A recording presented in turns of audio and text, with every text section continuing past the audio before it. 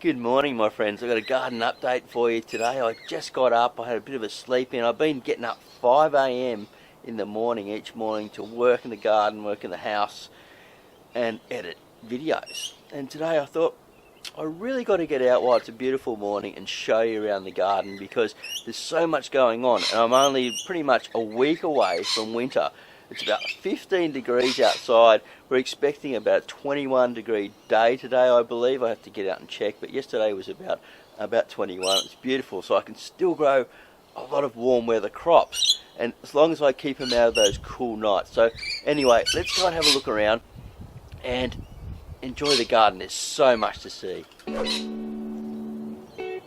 So I thought I'd start it off with the bale garden. We've got a lot of rocket and different things growing out here, some herbs, just as a coriander, which you guys call cilantro overseas. And you can see here also this potato. Look, the sweet potato sort of like vining through, and I picked those red leaves because the red leaves are really healthy, lots of antioxidants in them, put them in the stir fries.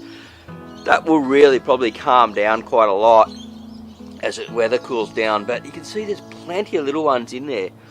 I've also got a red mustard just starting to go to flower now. The red vein sorrel as always. And remember, if you watched the last video, you saw the nasturtium. Now the nasturtium likes the cooler weather and it's just going absolutely ballistic in there. It's not throwing a lot of flowers out there just yet, and I prefer to eat the flowers than the leaves, but I do use the leaves when they're really tender like that and make wraps with them. They're just absolutely beautiful. The kangkong in the bag, I'm pretty sure that will grow through the winter time through here. And my parsley, which you saw in a couple of videos ago, is going absolutely fantastic. Over here is my lily pilly, and that's really starting to grow well in that pot. It's taken off. There's still a couple little fruits on there, but it's reached to about 3.5 feet high now. The papaya is still growing, which is amazing because it's getting quite cool now. The avocado here, I've got a mixture of different things. Red cabbage, where I grab that for stir fries. Coriander. There's also bits and pieces here of more red mustard in here. And I just come along, I grab that, pick, throw it in a bowl, wash it, and it goes into one of my meals. The avocado here is doing really well. That's actually above my head now in the pot. And that's in about, at the moment, I would say that pot that it's in would be about 15 to 20 litres possibly. So we'll head over.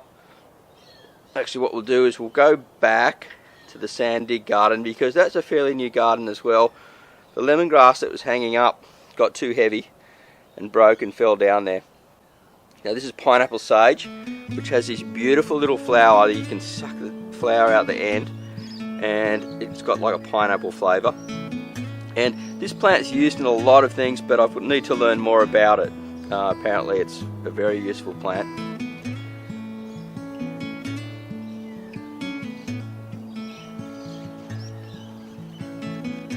Down here, passion fruit's coming up. Little tomatoes in a pot down there. He's hiding behind there, and I've been feeding him a lot with liquid fertilizer and starting to throw a few little flowers out. Good for this time of year. Another passion fruit down here that's going to grow up the fence when spring comes back. Pawpaw there, slowing up, but you know, it's still pretty healthy leaves. I'm pretty happy with that. And this guy here, this beautiful herb here, is a verbena lemon. Now I need to learn more about this as well, but that is so aromatic, and it was struggling a little bit in the spot I had it in, and you just touch the leaves and you smell this lemon burst flavour. It's just absolutely just wonderful.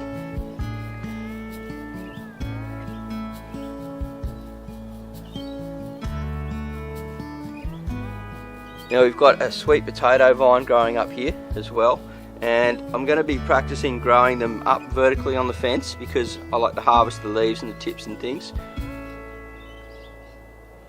I've also got another type of, I think it's called a Ceylon spinach, this one, and that will also grow vertical. It's sort of a, I don't think of the word, but it's leguminous or something like that. I can't think the leaves, but very good for you, very healthy, good in stir fries again. Got some Thai basil here that's sort of struggling a bit. Weather's gotten a bit cold, and as we come along, we've got the roselle growing here. That's had a lot of flowers on it. It's just budded off.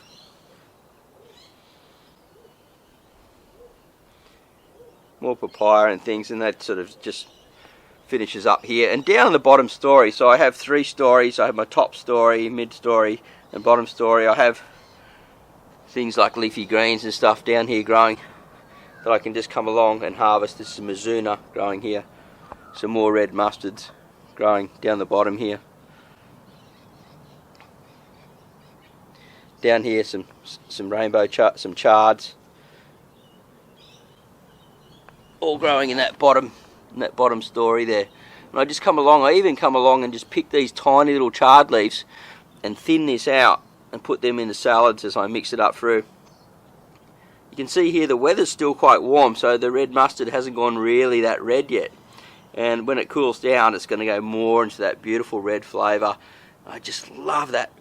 Putting it into meals, it's just adds so much flavour and texture. If we come across here, this one here is much more red.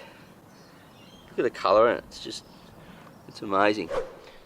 So we're going to move into my winter section garden here, and this is my mini greenhouse, a vertical 4-tier mini greenhouse. And I have tomatoes growing inside, in here. We've got a lime basil in there, a lemon basil. Some jalapenos in there as well. And a little tray of microgreens. And right down the corner there, as you can see, is a passion fruit. And he's going to love being in there. And he may just get too big even in there, which is just, it's cool. I like that. Over here we've got my little avocado tree, the seedling one. A tomato growing there. Little pot of red vein sorrel that was growing on my windowsill in my kitchen, been moved outside. This fella is a Brazilian cherry. Now they're just a small shrub, they get little cherries on them, red sort of octagon-y sort of shape, hard to explain, and 20 times more vitamin C than an orange. Absolutely great tree for a small space garden. If you can get them, they grow well in temperate areas that you don't get any frost, and subtropical to tropical climates. Little mixed planting there, still doing really well. The mint, the parsley, and the thyme. This is a microgreens mix that I harvest from regularly. You can see the patches in there. Some basil, some parsley, a mixed planting. Over here, my Cape Horn berries. Just doing absolutely beautiful in that pot, and I come and get a couple of little ones every day. Harvest from these ones like this here. There's no berry in there. I'll have to come and get one later. Some basil. Kangkong at the back there. We come back across my Australian native lemon myrtle, which I use in all the different curries to get that lemon lime flavour. Cooking in fish and different meats and things, and even a lot of vegetarian dishes. Just a beautiful tree. You can dry the leaf also and make powders and things for food, and really quite tough. Will grow in temperate areas, comes from a subtropical climate, and will grow in the tropics as well. They've actually farmed that in the tropics up around near Airlie Beach in Australia. Now I'll just show you this papaya here. It's not doing very well in this pot, but look down below here where I threw all this rocket seed. And I'm just coming in and just harvesting hard out of that every day now, and just getting tasty little rocket. I love it when it's at this size, when it's at the baby leaf size. It's just so much flavour. It's so soft and beautiful. You just mix it into a salad with something like this, like little cos lettuce as that's growing. I'm harvesting on this as well. And I can come out every day and just grab a little bit of this, a little bit of that, and throw it together.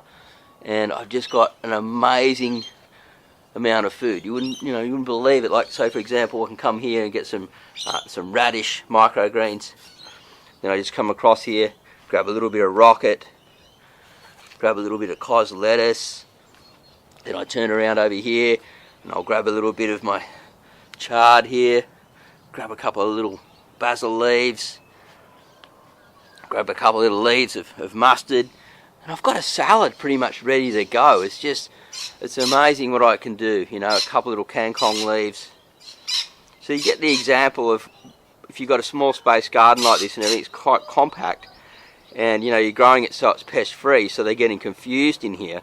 That's why it looks like it is. So there's no pest problems pretty much at all. And I can come in and just harvest really quickly in this small space and get quite a lot of food. Like as an example, there's a little lettuce just popped up under here. I just come and grab some of that as well, you know, and grab a couple of little red sorrel leaves down below or something. So there's more lettuce here, growing here. It's amazing what you find when you just start hunting through, looking for more food. So there you go, a great little tour, taking you around my back space here, showing you what I'm growing on in such a small spot. Now I haven't even started using my vertical space up here with my bilgola, which I plan to hang plants down from and grow the passion fruit over the top. See, it's all about creating a microclimate and slowly changing it, making it more healthy, bringing the birds, the good insects in, and creating this space where it just keeps evolving and getting better and better. And I call it a garden loop, basically. It's a loop because I try to keep everything in here, recycle it, and just keep improving on it each and every time. If something's not growing well, I just don't grow it. If it gets hit by pests such as cabbage moth, I'll find another way. I just won't grow it into a mature plant. I'll grow it as a microgreen or a baby leaf, something like that. Or if I see them coming for the flowers, I'll have to remove the flowers because I don't want cabbage moth returning. The concept is to keep the pests away. As long as they don't know there's food in here, they get confused when they come in here and head off somewhere else. That's the idea. So you may have noticed I've changed my clothes. Well, I've had a shower, I've had breakfast, taken Karen shopping to get some food, and done all that stuff, and come back to finish this video for you guys. Because there's a couple of things that I want to discuss before you head off. Now, microgreens play a huge role in my garden here. Everything from garnishing to putting into salads, and then turning into baby leaf and using it millions of different ways. I think that's just countless. I can't even count how many times I've used them in different formats, from sandwiches, salads, stir fries, whatever I'm coming up with at the time. So fresh food is definitely the key, and microgreens play a huge role. And I want to show you another way to grow microgreens. Now, this is not my system. A guy named Mike, he's a really cool dude from California. He actually grows them using a self-watering system, and he does an awesome job doing this. And you can pretty much leave these as a set and forget microgreens that you can grow for pennies on the dollar at home. So watch this bit of a video. If you love the snippet, head over and check out his other videos there. It may be really helpful for you for growing fresh food at home. I really believe that it will be. And he's a great guy. And if you like the videos, I recommend that you subscribe too. And we'll see you at the next video real soon, because we're going to be winterizing my kangkong and plenty more other cool stuff coming on the way.